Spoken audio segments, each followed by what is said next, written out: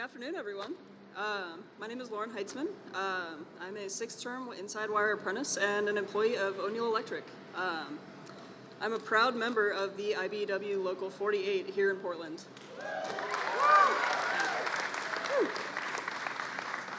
I've been honored to be a member of the community of workers transforming PDX, and I have marveled at the feats of modern engineering carefully reworking this space into a concourse of the future. They say this project, built with the help of federal infrastructure dollars, will fuel industries, tourism, and allow the region's economic engine to take flight. I see this airport as an opportunity to hone my craft alongside the best workers in the world. This airport is an opportunity, this airport is the firm foundation for families to grow and flourish. I grew up in a single-parent home. My mother often went hungry so that I could eat. She had jobs, a college degree, but no health insurance. We had a car, but not really any money for major repairs. I myself have been a barista, a TSA agent, an officer, and even for a short time, a professional mountain biker. That was fun. I could have taken one of a million paths. What drew me to Oregon is the wide open spaces. It was only by chance that I ended up an electrician. That's awesome. And that chance has brought me to the IBEW. To me, not only is this project a symbol of modern advancement and ingenuity, it is the vehicle for the promise of a better life. This airport is a landmark. I will forever drive by and see it as a symbol of how far I've come. Projects like this change lives and keep Oregon moving forward. Today, I can buy new boots, or even the latest and greatest mountain bike. But more importantly, I have health care, I have a pension, and I have the security of good pay. And that extra income, I can take my mom grocery shopping whenever she wants. Yes.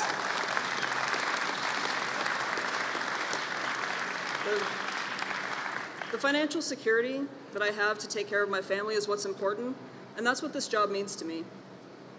The Bipartisan Infrastructure Law that passed last year is not just an investment in infrastructure. It is also an investment in good union jobs. It's an investment in good schools and strong communities. It's an investment in me and my union. The men and women of the IBEW, we're just getting started. Yes. We are ready to rebuild the I-5 bridge over the Columbia River and modernize the port marine terminals and upgrade the container cranes that are so essential to this region's commerce. And of course, finish this airport, making it a jewel of the Pacific Northwest. We are ready to build America back better, and we are so proud to have a president who understands that building America back better means building union.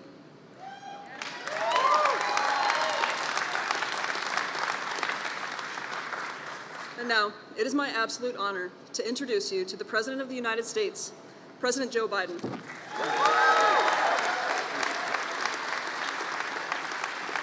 Please, have a seat if you have one. Thank you all very much. It's great to be back in Portland. It's great to, and Lauren, thank you very much for that introduction. And Mayor Wheeler, thanks for the passport into the city. Being a mayor is the toughest job in American politics. They know where you live, and everything that affects them, they look to you for answers. Governor Brown, thank you for welcoming me back to Oregon. And Colonel, I want to thank you and the 142nd Wing of the Red Hawks of Oregon, the Air National Guard, for hosting us at the base today. We're making a lot of work for you. I understand that. I also want to thank Oregon's outstanding members of Congress. Ron Wyden. Ron has been a leader in the Senate fighting for clean energy and jobs for a long time. And now he's a chairman of a finance committee, which makes him the king of the Senate. Working to make sure that teachers and firefighters don't pay a higher tax than billionaires, which in many cases they do. We're going to get it done, Ron. We're going to get it done. And Senator Jeff Merkley, a leader on climate and foreign policy, and you know, we've been together, put together this bipartisan infrastructure bill. Jeff was a key leader in getting that done. He made sure it included the money for wildfire prevention, help prevent and respond to fires like the thousands that burned 500,000 acres across Oregon last year. all those major fires that took place since I've been in office with FEMA. I've been in a helicopter from Northern California to these across the northeast, the northwest, and into the state of Idaho. And it's just devastating what's happened, what continues to happen. And Congressman Pete DeFazio, chair of the Transportation Committee. Pete's helped ensure that we're going to rebuild the country, and we buy American. We buy American. And look, with union workers and U.S. Steel, we're going to miss Pete. We're going to miss you, Pete. I don't know. I wish you weren't leaving. And Congressman Earl, where's Earl? There, Earl, thank you. Earl had me right here on a bicycle, but I don't mind. But I got a new one. It's really not a little race. Anyway, a critical voice in Congress when it comes to investing in infrastructure. Earl helped bring together labor and business to help get this done. And Congressman Kurt Schrader, he's played a key part in the progress we've made as in jobs, economic growth, and clean energy. Thank you very much, pal. And he's strong and consistent voice to make sure we modernize our infrastructure and help Oregon and everyone all across America. You know, the last guy that had this job talked about Infrastructure Week. Every week he talked about Infrastructure Week. It didn't come for 4 years. Well, I gave you Infrastructure Decade. This is for 10 years. $1.4 trillion. And Suzanne, who works tirelessly to ensure that we have left out, no one's left out, you know, including women and people of color. We're building a better America. When I got elected, I said, and I meant it, people weren't sure I really meant it, but I said, I want my administration to look like America, and it does. There are more women in my administration than men. There are more women in positions of consequence. There are more African Americans judges that have been appointed than every other president combined has appointed. Folks, I want to thank you all for everything you're doing for the people of Oregon. We're here today to talk about investments we're making to modernize this airport, and this is an economic engine for the entire region. Though through the Bipartisan Infrastructure Law, we're investing $25 billion to upgrade and modernize American airports out of the money that is the over $1 trillion we're spending in infrastructure. Airports all across America are second rate. I used to tell the story that if, in fact, I dropped you in the middle of the night in an airport in China and an airport in the United States, took a blindfold off and said, where you were, you'd think the one in China was in America. We've fallen behind. We haven't invested in ourselves. And I want to thank Ron and Jeff, Peter, Earl, Kurt, Suzanne for helping prove that America can do big things again. We can do anything we want to do. Bothers the heck out of me that there's this belief that we can't do big things anymore. But we can. We're proving we can. And we must build a better America. And a good place to start is right here in Portland. Folks, look, Portland International Airport is a perfect example of both the need and the opportunity and the ability to make progress.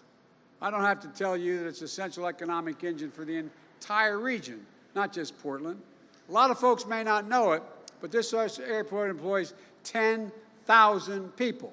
10,000 people. Every day they show up, airline workers, technicians, retail workers, maintenance staff, and more. In addition, 20 million people travel from this airport every year, bringing 330,000 metric tons of cargo in and out of this state through this airport in the air. Shipping seafood from Oregon to fishermen all across America, all across the world, quite frankly. Bringing goods from every corner of the country to Oregon homes and businesses. But here's the deal. It's been much too big and too long since America's invested in our own airports, our ports, and our rails. We haven't done it. We used to have the best infrastructure, rated the best infrastructure in the world. This is a fact. We are now ranked by the international community as 13th best infrastructure. 13, the United States. We've stopped investing in ourselves. We stopped investing in our people. We stopped investing in America. And I know people are tired of hearing me say it, but this time we're going to lead the world and invest in ourselves, invest in the nation, and invest in our people. That's the place to start.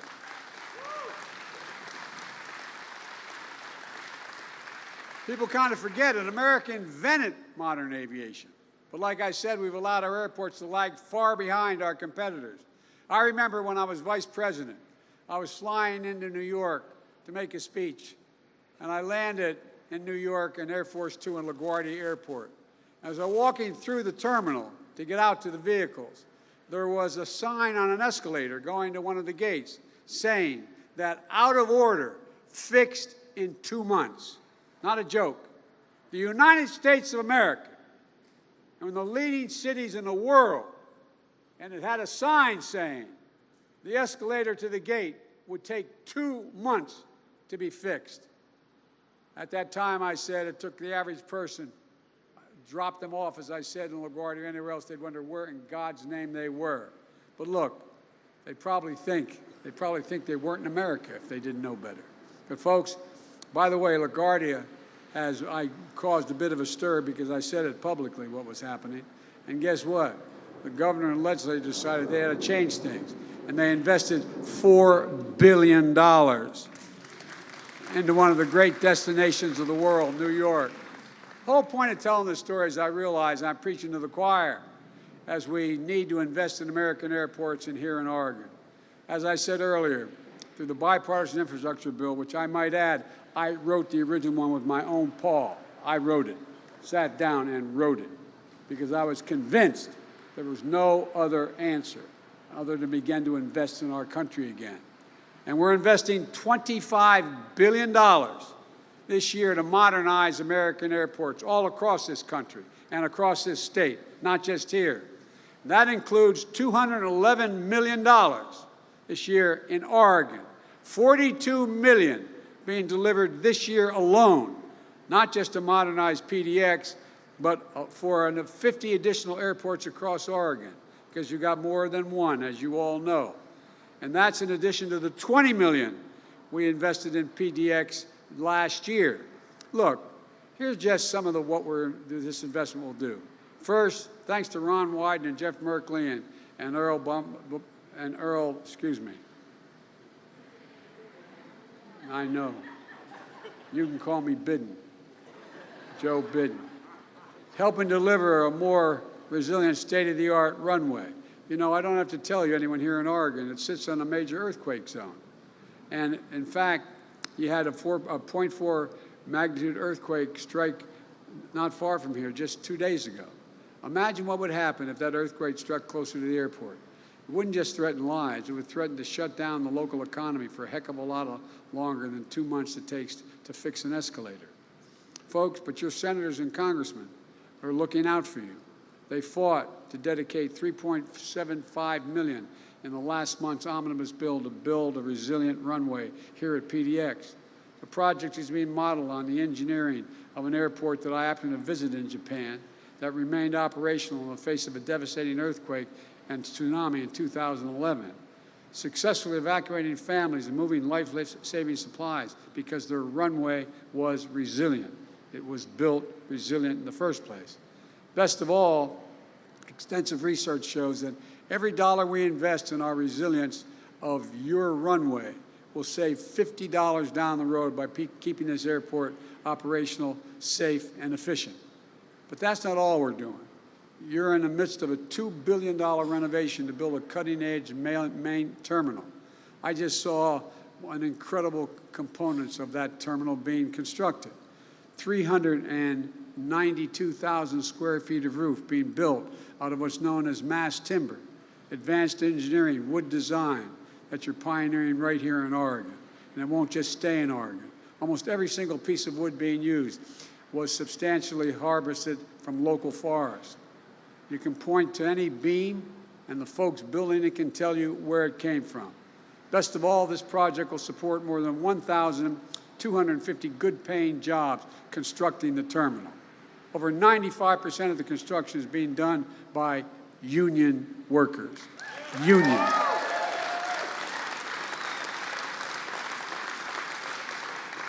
Someone criticizing me, too, I guess it was now 2 months ago, said, you know, you use the word union more than all presidents combined. Well, there's a good reason for that. They're the best workers in the world. There's a reason why it makes sense to have a union worker. They trained like it's like going to college to get that apprenticeship, not a joke. And in addition to that, they get it done on time and with the best possible results you can get. We already nearly have 280 contracts amounting to $80 million have gone out to small businesses that are minority-owned and women-owned and veteran-owned, lifting up the economy for everyone. And this is just the start. Because of the infrastructure law, we're going to see modern baggage claim area, improved taxiways, and yes, better escalators. And, you know, the investment all across Oregon is going to continue. Like was mentioned earlier by Coos Bay, you know, we've delivered nearly $33 million in January to modernize the main jetty, making it safer and more efficient for ships, boaters, and fishermen. And improving the capacity of that port is something Ron Wyden and Pete DeFazio in particular have been fighting for a long time. All across Oregon, we're sending the message. These ports and airports are open for more business.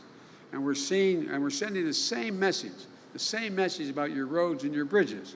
Right now, there are nearly 400 bridges and about 1,300 miles of highway in poor condition just here in Oregon. It's estimated that driving on those roads that need repair cost Oregon drivers an extra $256 a year in gas, repairs, and longer commute times. That's a $256 hidden tax on Oregon drivers. And thanks to the infrastructure law, we're making the most significant investment to modernize roads and bridges in the last 70 years since Eisenhower's interstate highway system. This year alone, we're delivering $662 million to fix roads and bridges in Oregon, plus an additional $53 million in dedicated funding for bridges. We're also going to start replacing 100% of the lead pipes and water lines that go into homes and schools in this country. You've got an estimated 14,000 lead service lines here in Oregon. Because of the infrastructure law, we're getting rid of the poisonous pipes and delivering $92 million to Oregon this year to provide clean and safe water. Because every American, every child, should be able to turn on a faucet, drink water that's clean, and also create thousands of good-paying jobs for plumbers and pipe fitters in the process. Folks, Ron and Jeff and Earl and Kurt and Suzanne, we all share a core belief that high-speed internet is essential to success in the 21st century. But today, more than 1 in 10 Oregon households don't have high-speed internet.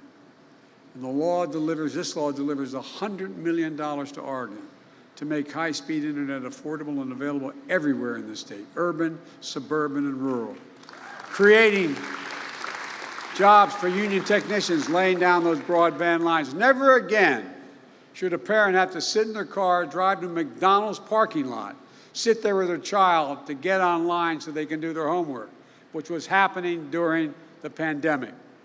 The law also builds up our resilience to extreme weather. Over the last decade, extreme weather has cost the state of Oregon at least $5 billion in damages. $5 billion. Our infrastructure law upgrades modernizing and strengthening transmission lines, helping communities to deal with floods, droughts, wildfires that are only coming with more frequency and ferocity. Folks, there's so much more in this law. We made a lot of progress, and the fact is we have an incredible opportunity ahead of us. But we also know that families are still struggling with higher prices. I grew up in a family where when the price of gasoline went up, it was a conversation at the kitchen table because it made a difference to my dad. We felt it. Let's be absolutely clear about why our prices are high now. 2 reasons. First, COVID. The way the global economy works, if a factory in Vietnam makes a computer chip and shuts down due to COVID in Vietnam, the ripple effect can slow down automobile manufacturing in Detroit. So because of the pandemic, we've had disruptions in our supply of important materials. So prices went up. Just look at automobiles. Last year, they accounted for 1/3 of all the inflation in America. 1/3 was because of automobile companies couldn't get computer chips, and the price of automobiles skyrocketed because there was significant demand because the economy was growing, but no availability. So I'm calling on Congress to pass the Bipartisan Innovation Bill to make more of these chips here at home and speed up the supply chains. And folks, with regard to supply chains, let me say one thing. There's a little outfit called Intel. the chairman of the board of Intel asked me to come and see me in Washington. And he said he wanted to invest $20 billion in a computer chip factory he was going to build just outside of Cleveland. $20 billion. He was going to create thousands of jobs building the facility and thousands of jobs running the facility. Average wage, once the facility was built, $132,000. This is, and now if you guys pass and get me that other bill on my desk, he's prepared to invest another $100 billion, $100 billion in that same facility. And when everybody forgets, we invented the damn thing. We invented the computer chip, not a joke. And all the progress, all the change has come from American technology. We don't make them anymore, basically.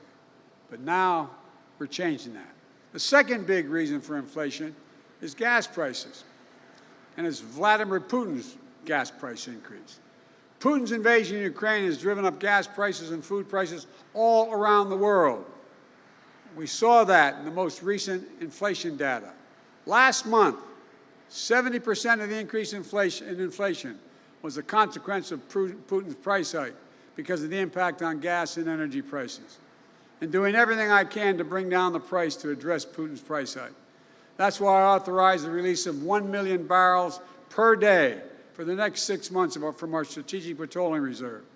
And I worked with oil producers to ramp up production.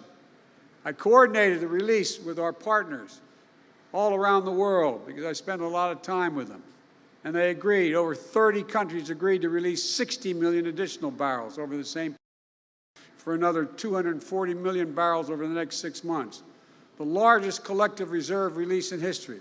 Nations coming together to help deny ability to Putin to weaponize his energy resources against American families and families in Europe and around the world. And Americans should be seeing some savings, which are already seen in the price of gas coming down. But we need to do something else. We need to get off this roller coaster of relying on oil. We need to declare America's energy independence.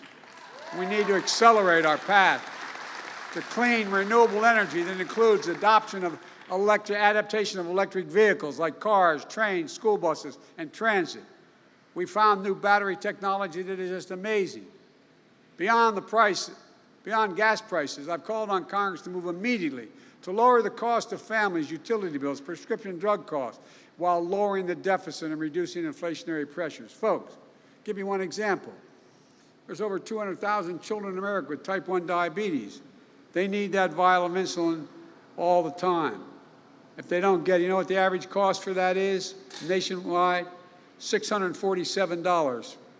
That's how much it costs them a month. Not only is a concern if you don't have the insurance, you don't have the income. Imagine being the parent, robbed of your dignity, knowing you don't have ability to help your child at all, and see what's happening. You know how much it costs them to make that one vial? $10 dollars. $10. With a little bit of help, and I know my colleagues support me, with a little bit of help, and a few Republicans getting out of the way in the United States Congress, because none of them are helping, we can lower that price to $35 a month, and they still make 3.5 times what they pay for. Make a difference in families' lives. We can do it without raising taxes a penny, and anyone making under $400,000. No one making under 400 grand see a penny in their taxes go up. That's the best way Congress can address inflation right now. Lower the cost of other things for people, everyday people working like hell just to keep food on the table. Let me close with this. When I was running for office, I'm sure you heard me say 1,000 times, I was going to build this economy from the bottom up and the middle out. Because when that happens, everybody does well. The wealthy do very, very well. The poor have a way up, and the middle class can grow. As my dad would say, and just have a little bit of breathing room. Just a little bit of breathing room. So we're going to deal in the people and the places that have been left out and left behind. We're making progress. Over the course of my presidency, our recovery has created 7.9 million jobs. More jobs created over the first 14 months of my presidency than any presidency in American history. Over 420,000 manufacturing jobs. Who says we can't manufacture our way through all of this? We're the best workers in the world. Not a joke. Unemployment nationwide is at 3.6%, down from 6.4% when I took office 19 months ago. The fastest decline in unemployment at the start of a term of a president ever recorded. Oregon, you just added 122,000 jobs, and unemployment has dropped from 6.4% to 3.8%. Last year, and during all this time, don't listen to my Republican friends in Congress, last year we reduced, my budget reduced the deficit by $350 billion. Hear me? We didn't increase the deficit a penny. We reduced it by $350 billion. And the budget I submitted, we're on our way to getting done this year in 2022. We're on track to reduce the deficit by more than $1.3 trillion. $1.3 trillion. The largest one-year reduction of deficit in American history. It's particularly important now as we work to reduce the pressure on inflation. Oregon and America have gone from being on the mend to being on the move. We just got to get the hell out of our own way. So we're coming forward with challenges from strength, positions that we're in, not like we've been before.